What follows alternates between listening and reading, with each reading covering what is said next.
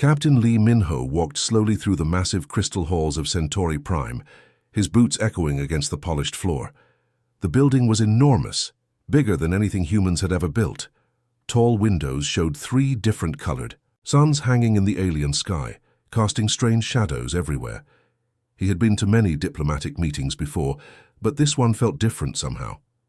The assembly hall was packed with representatives from 12 different alien species. Minho recognized most of them from previous meetings. The tall, blue-skinned Valdarians sat in their special cooling chairs. The rock-like granite people needed no chairs at all. The floating jellyfish creatures from the nebula systems hovered above their designated spots, their translucent bodies pulsing with soft light. Ambassador Park Ji-woo stood near the front, checking her notes one final time. She was one of humanity's best diplomats, known for solving conflicts that had lasted centuries. Colonel Kim Tae-sung positioned himself near the security station, his sharp eyes scanning the room for any signs of trouble. Both of them had worked with Minho for years, and he trusted them completely. Minho remembered when humans first joined the Galactic Confederation 50 years ago. Back then, Earth was just a small planet with big dreams. Humans were the newcomers, eager to learn and help wherever they could. They had no advanced weapons, no huge fleets, and no territory beyond their solar system. Other species had been curious about these strange bipedal creatures who seemed to have endless energy and wild ideas. Over the decades, humans had proven themselves valuable members of the galactic community. When the Zephyrian and Crystalline empires went to war over mining rights, human mediators found a solution that satisfied both sides. When space pirates attacked trade routes, human peacekeepers volunteered to patrol the dangerous sectors. When natural disasters struck alien worlds, human rescue teams were always first to arrive with aid. Minho felt genuine pride in what his species had accomplished. Humans had a reputation for being fair, creative, and willing to take risks that other species found too dangerous. They were known as problem solvers and peacemakers. Children across the galaxy learned about human heroes who had saved entire civilizations from destruction. The Peace Summit was supposed to be another routine meeting. Recent territorial disputes between several species had been causing tension, and the Confederation wanted to address the issues before they became serious conflicts. Minho had attended dozens of similar meetings. Usually they involved lots of talking, some compromise, and everyone going home satisfied. But something felt wrong today. The alien delegates seemed nervous, avoiding eye contact with the human representatives. Conversations stopped when humans walked by. The usual friendly greetings were replaced with formal nods and uncomfortable silence. Lieutenant Song Hye-jin was working in the communications center, monitoring standard diplomatic channels and ensuring all translation systems were functioning properly. She was young but extremely skilled with alien technology, often catching technical problems before they disrupted important meetings. Suddenly, her computer screen started showing unusual activity. Encrypted messages were being sent between different alien delegations, but they weren't using the standard diplomatic communication channels. Instead, they were using old military frequencies that most people had forgotten about. Hye-jin frowned and started working to decode the messages. Her fingers flew across the keyboard as she ran the signals through various decryption programs. Most of the messages were still scrambled, but she managed to break through some of the simpler codes. What she found made her blood run cold. The messages weren't about territorial disputes or trade agreements. They were about humans. Specifically, they were about what the aliens called the human problem. The documents mentioned humanity's rapid technological advancement, their unpredictable behavior, and their growing influence throughout the galaxy. 1. Decoded message made everything clear. Phase 1 begins tomorrow. All human representatives will be eliminated simultaneously. No survivors. Phase 2 targeting Earth and all human colonies initiates immediately after confirmation. Hye-jin's hands shook as she read more decoded transmissions. Every single alien species at the summit had agreed to this plan. The peace talks were just a cover story to get all of humanity's best leaders in one place where they could be killed easily. She realized with growing horror that the aliens had been planning this for months, maybe years. They had been pretending to be friends while secretly preparing for genocide. The humans had walked straight into a trap, and now they were all going to die. Hye-jin ran from the communications room, her heart pounding. She had to warn Captain Min-ho and the others before it was too late, but as she reached the corridor, she could already see alien security forces moving into position, blocking all the exits. The betrayal had begun. The crystal walls of Centauri. Prime suddenly came alive with flashing red lights and blaring alarms. Min-ho could hear the sound of heavy boots marching through the corridors from multiple directions. The aliens weren't even trying to hide their intentions anymore. "This way," Min-ho shouted to his team as they ran down a narrow hallway lined with strange alien artwork. The beautiful crystal sculptures that had seemed so impressive just hours ago now felt like a maze designed to trap them. Sergeant Choi Jun-ho was right behind him, carrying a standard-issue plasma rifle that suddenly seemed very small compared to the alien weapons they could hear charging up in the distance.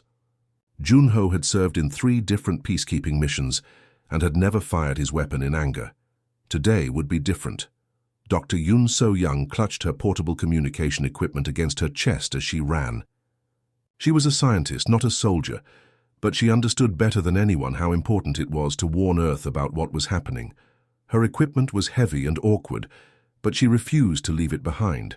Ambassador Park Ji-woo and Colonel Kim Tae-sung were somewhere else in the building, probably facing the same deadly situation. Min-ho hoped they were still alive, but right now he had to focus on his own team's survival.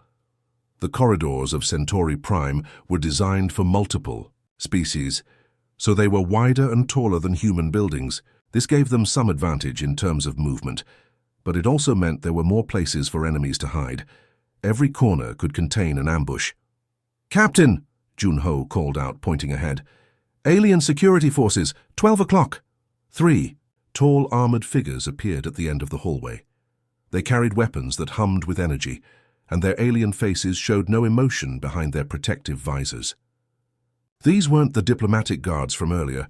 These were soldiers, and they meant business. "Take cover," Min-ho ordered. The team dove behind a large decorative pillar just as energy blasts started flying. The crystal walls around them began to crack and splinter from the weapon fire. Pieces of alien architecture fell from the ceiling, creating even more chaos. Jun-ho leaned around the pillar and returned fire. His plasma rifle made sharp cracking sounds that echoed through the hallway.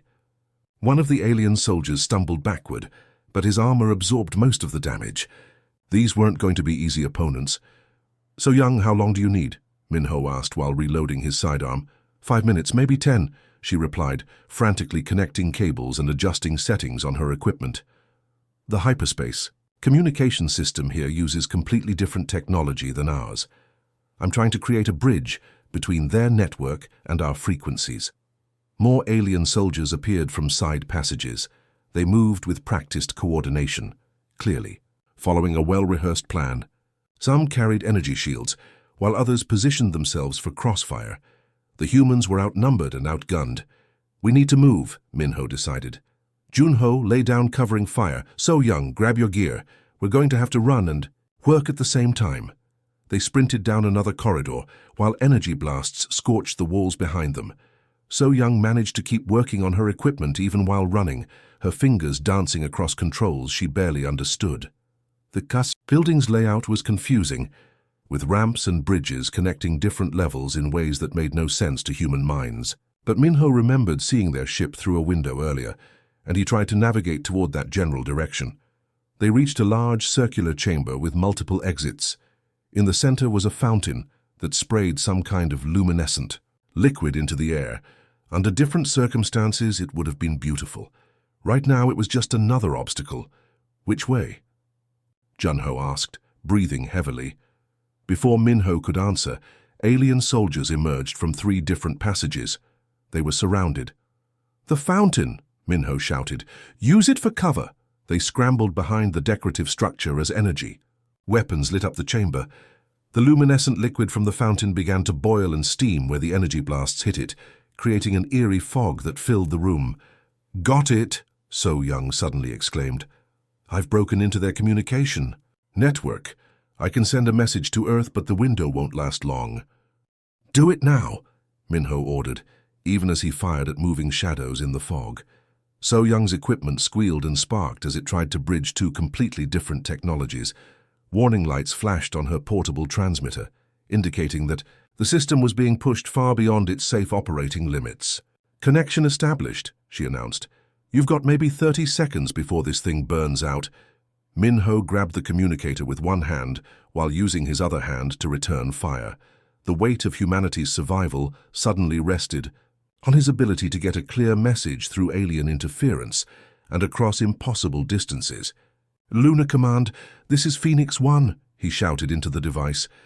"The Confederation has betrayed us. Full-scale attack imminent on all human assets. Repeat, they mean to wipe us out completely. This is not a drill." Static filled the channel, and Minho wasn't sure if his message had gotten through. He tried again, speaking as clearly as possible, despite the chaos around him. "All human colonies are targets. They planned this betrayal for months. Save yourselves." So Young's equipment finally overloaded with a shower of sparks. The communication link was dead, but hopefully the message had reached Earth in time. "Move!" Junho yelled. "I can see the exit." They fought their way through the remaining alien soldiers and burst out of the building into the strange afternoon light of Centauri Prime's 3 suns. Their ship was only 100 meters away, but it might as well have been on another planet with all the enemy forces between them and safety. Somehow they managed to reach their vessel and get the engines started. As they lifted off from the landing pad, Minho could see alien interceptor ships racing toward them from every direction. Their ship shook under enemy fire as they climbed toward space. Warning alarms screamed in the cockpit, and several systems failed before they even reached orbit. But they had delivered their message, and that was what mattered most. The ship didn't survive the journey home, but the warning had been sent across the galaxy. Earth would know that humanity's greatest test was about to begin. Admiral Kang Dong-min stood in the command center of Lunar Base, staring at the massive display screen that showed incoming alien fleets from every direction. His weathered face told the story of 50 years in space, 50 years of believing that humanity could find peace among the stars. That dream was about to end forever. The warning message from Captain Minho had reached them just in time. Across the solar system, human defense forces were scrambling to prepare for the largest military assault in galactic history. But Kang knew something the aliens didn't. Humanity hadn't spent 5 decades just being peaceful diplomats and helpful neighbors. His fingers moved across the command console with practiced precision. Each authorization code he entered unlocked systems that had been hidden for decades. The final code was his own biometric signature, something that could never be faked or stolen. "Activate Protocol Omega," he commanded, his voice steady despite the gravity of the moment. General Han Mi-young stepped forward from her position near the tactical display. Her face was grim, and her eyes held the weight of terrible knowledge. She had been one of the few people who knew about Protocol Omega from the beginning, and she understood exactly what they were about to unleash. "Sir, once we begin, there's no going back," she said quietly. "Everything changes after this. The galaxy will never be the same." Kang looked at her for a long moment, then turned back to the display showing thousands of alien warships approaching Earth. "They made that choice for us," he replied. "We offered them friendship. They chose genocide instead." The activation of Protocol Omega sent signals racing across space at faster-than-light speeds. These weren't ordinary communications. They were quantum-encrypted commands that traveled through dimensions most species didn't even know existed. Each signal was designed to activate systems that had been waiting patiently in the darkness of space for this exact moment. Throughout the galaxy, humanity's true preparations began to reveal themselves. For 50 years, while aliens saw humans as peaceful mediators and helpful allies, a secret network of scientists and engineers had been working on projects that would have terrified the Galactic Confederation if they had known about them. Professor Nam Jun-woo had been introduced to alien dignitaries as a theoretical physicist studying quantum mechanics. What they didn't know was that his research had produced weapons that existed in parallel dimensions, invisible to normal sensors and capable of striking targets from directions that shouldn't exist according to conventional physics. His laboratories, hidden inside asteroid mining facilities, had been perfecting technology that could fold space-time itself into a weapon. The aliens had visited his research stations many times over the years, never realizing they were standing next to dimensional weapons powerful enough to destroy entire star systems. Engineer Bei Su-jin's deep space platforms had been disguised as mining operations for decades. Alien inspectors had toured her facilities, seeing only industrial equipment designed to extract rare minerals from dead planets. They never suspected that each mining laser could be reconfigured into a planet-killing weapon within minutes. Her platforms were scattered throughout the galaxy, always positioned near major trade routes and alien population centers. The aliens had actually helped fund some of these installations, believing they were supporting peaceful human industrial development. Dr. Park Hyun-woo had spent 30 years developing what he called ecological engineering. To the aliens, he was just another human scientist trying to help terraform dead worlds. In reality, he had created biological weapons that could turn any planet's atmosphere into poison, specifically tailored to whatever species lived there. His research ships had visited hundreds of alien worlds over the decades, always with official permission and full cooperation from local governments. Each visit allowed him to collect atmospheric samples and biological data that would later be used to create planet-specific weapons of mass destruction. Captain Ro Ki-young commanded what everyone thought was humanity's deep space exploration fleet. Her ships had mapped unknown regions of the galaxy, always with the blessing of the Confederation Council. What the aliens didn't know was that these exploration missions had been planting automated weapon platforms in strategic locations. Throughout space, these platforms looked like ordinary space debris or natural asteroids. They had no active power signatures and could drift through space for decades without detection. But when activated, each one could deploy weapons that existed in multiple dimensions simultaneously, making them impossible to defend against using conventional technology. The network of hidden installations was vast and sophisticated. Communication relays disguised as scientific equipment allowed instant coordination across galactic distances. Weapon platforms hidden inside artificial moons orbited major alien worlds. Even some of humanity's most famous diplomatic facilities contained secret military capabilities that could be activated when needed. As Protocol Omega's signals reached these hidden installations, systems that had been dormant for decades began powering up. The energy signatures were small at first, barely detectable even by the most sensitive alien sensors, but they were growing stronger by the minute. The aliens had made a fundamental mistake in their planning. They had assumed that what they could see of human military capability was all that existed. They had counted human ships, analyzed human weapons, and studied human defensive positions. Based on this information, they had calculated that humanity could be easily defeated. They had never considered that humans might be capable of the same deception and long-term planning that alien species had been using for millennia. The idea that the peaceful, helpful humans might have been hiding their true military potential for 50 years simply hadn't occurred to them. Now it was too late for the aliens to reconsider their attack. Their fleets were already committed, racing toward human space with the intention of committing complete genocide. They expected to find a relatively defenseless species with limited military technology. Instead, they were about to discover that humanity had been preparing for this moment since their first day in the Galactic Confederation. The humans had learned from studying alien warfare, alien technology, and alien psychology. They had taken the best ideas from every species they had encountered and combined them into something entirely new. The galaxy was about to learn that humanity's greatest weapon wasn't their technology or their hidden installations. It was their ability to plan for the future while pretending to live in the present. And that lesson was about to be taught in the most terrifying way possible. The massive space station floated silently above Earth. Inside, Admiral Kang Dongmin walked through the command center with heavy steps. His uniform was wrinkled from 3 days without sleep. Around him, Officers worked frantically at their stations, their faces showing the strain of watching their colonies fall one by one. "Sir, we've lost contact with the mining stations near Jupiter," a young officer reported, his voice shaking. "The enemy destroyed them all." Admiral Kang closed his eyes for a moment. Those stations had housed over 50,000 workers, families, with children, people who had trusted Earth's military to protect them. "What about the refugee ships from Mars?" he asked quietly. "Only half made it through the blockade, Admiral. The rest—" The officer couldn't finish the sentence. The war had been raging for 6 months now. What started as a trade dispute had exploded into full-scale invasion.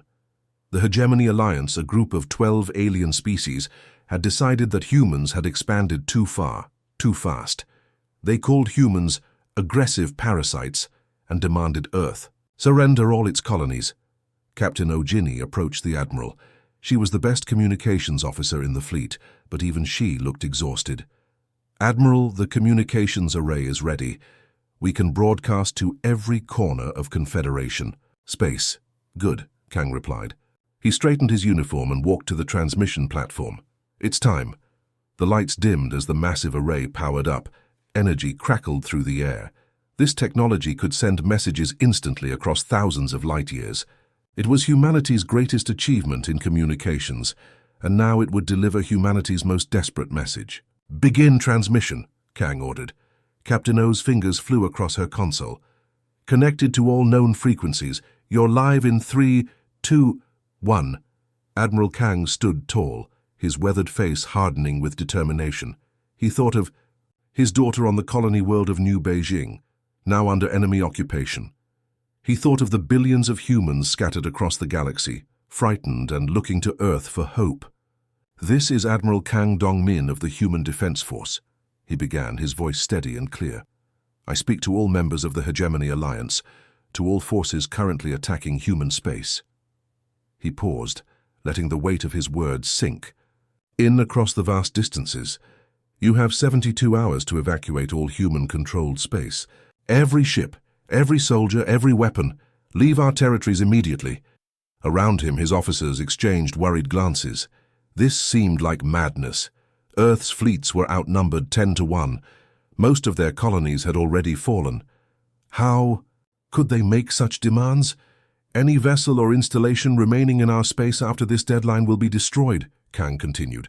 "This is your only warning. There will be no negotiations, no surrender, no mercy." The transmission ended. The command center fell silent.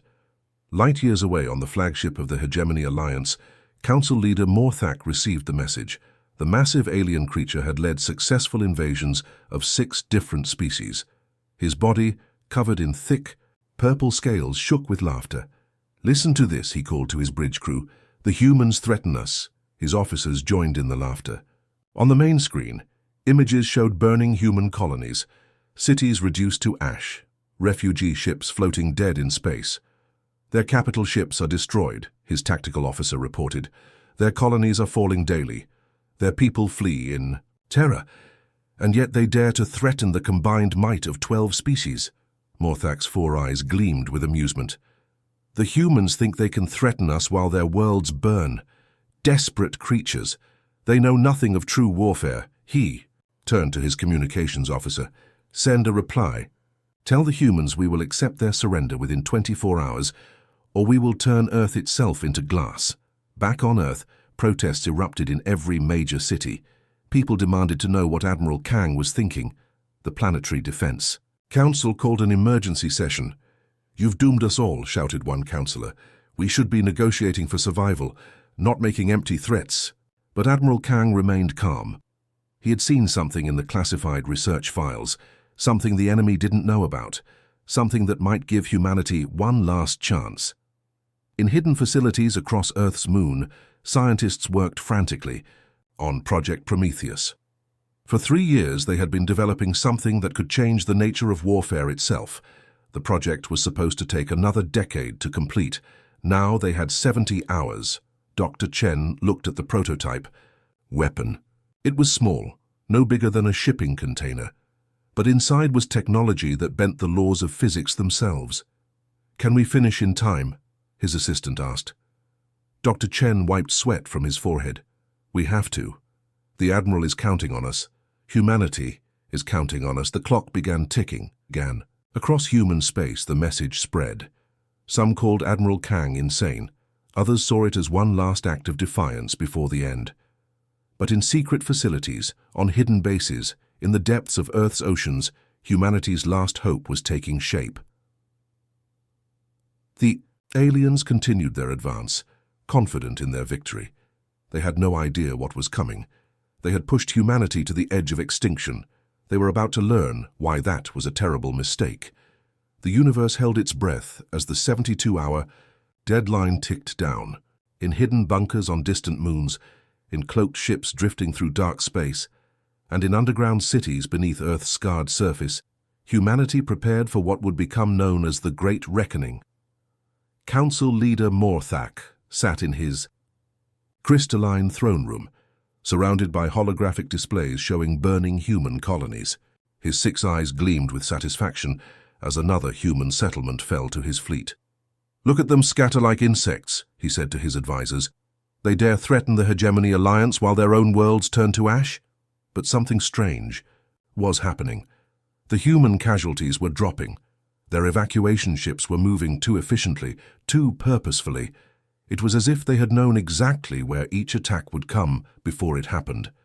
Deep beneath Earth's Pacific Ocean, in a facility that officially didn't exist, General Chen watched countless screens showing real-time data from across the galaxy. "Phase 1 complete," she announced. "All civilian populations have reached safe zones. Military assets are in position." "Are you sure about this?" asked her second-in-command. "Once we do this, there's no going back." Chen's face was stone. "They made their choice when they attacked our children. Begin Phase 2. Across human space, strange things began to happen. Ships that had seemed like simple cargo vessels dropped their disguises, revealing weapons that bent the laws of physics. Mining stations transformed into massive energy projectors. Even humble communication satellites revealed hidden purposes. On Thorthan homework, Supreme Commander Zektar was reviewing battle plans when his chief scientist burst in. "Commander, we're detecting massive gravitational anomalies around our star." "What kind of anomalies?" It's as if something is changing the fundamental constants of space-time in our system. Our sun is beginning to pulse irregularly. Zektar's Thorhart stopped cold. "That's impossible. No species has that kind of technology." "The humans do," whispered his scientist. Similar reports flooded in from across the galaxy. The Krithari found their home system suddenly surrounded by an impenetrable energy barrier. Nothing could get in or out. Their attempts to break through only made it stronger, feeding on their own weapons' energy. The Morvac Confederacy watched in horror as their 3 moons began to move out of orbit, their gravity wells destabilizing their planet's tectonic plates. Earthquakes and tsunamis ravaged their cities while they could only watch. But perhaps the most terrifying fate befell the Jaxian Empire. They woke to find their atmosphere changing. The very air they breathed was turning hostile, molecule by molecule. Their scientists realized with dawning terror that nanomachines, so small they were virtually undetectable, were converting their atmosphere into something toxic to Jaxian biology, but harmless to most other life. "How?" screamed their emperor. "How did they get these weapons into our most secure systems?" The answer came from a lone human transmission, broadcast on all frequencies. "You thought our merchant ships were just traders. You thought our scientists were just researchers. You thought our diplomats were just talkers. For 50 years, we've walked among you, learned your weaknesses, and prepared for this day. Every gift we gave, every technology we shared, every friendly visit, all of it was preparation for the possibility that you might betray us." In the hegemony throne room, Morthak's laughter had died. His intelligence officers were reporting catastrophic failures across all member species' territories. "This is impossible," he muttered. "We scanned their ships. We monitored their colonies. We knew everything about them." "No," said a voice from the shadows. "You knew what we wanted you to know." Morthak spun around to see a human figure materialize. From thin air, It was Ambassador Lee who had argued for peace just days before, but now her eyes were cold as winter stars. "Personal cloaking technology," she said calmly. "We've had it for 30 years. Just like we've had faster-than-light communication, dimensional pocket storage, and yes, even time dilution fields. We shared our basic technologies with you, helped you advance, offered you partnership, and this is how you repaid us." "You can't be here," Morthak stuttered. "The security, the shields, were designed using technology we helped you develop. Did you really think we'd give you tools we couldn't counter?" Lai walked closer. "Every defense you have we can bypass. Every weapon you've built we can neutralize. Because every advancement you've made in the last 5 decades has our fingerprints on it." Around the galaxy, the truth was sinking in. Humanity hadn't been the naive newcomers they'd pretended to be. They'd been the puppet masters, carefully guiding galactic development while keeping their true capabilities hidden. Alien refugees fled their dying worlds in panic, only to find human fleets waiting at every jump point. But instead of destruction, they found mercy. The humans didn't fire. They simply watched, recorded, and broadcast the images to every corner of the galaxy. "See what happens to those who choose war over peace," the broadcast said. "We offered our hand in friendship. You answered with fire and death. Now face the consequences." The Galactic Council's massive station, once the symbol of unity among the stars, found itself suddenly alone. The space around it warped and twisted until the station existed in its own pocket dimension, cut off from the rest of the universe. The council members who had voted for humanity's destruction were trapped inside with supplies for exactly 1 year. After that, they would have to decide, starve in isolation or accept human terms for release. As the full scope of humanity's response became clear, a terrible realization swept through the remaining alien civilizations. The humans had been testing them. Every interaction, every treaty, every technological exchange had been part of a vast evaluation, and they had failed. The most frightening part wasn't the advanced technology or the ruthless efficiency. It was the surgical precision. Humans hadn't committed genocide. They'd specifically targeted only those who had betrayed them, leaving innocent populations largely unharmed but helpless. Children were evacuated before ecological weapons activated.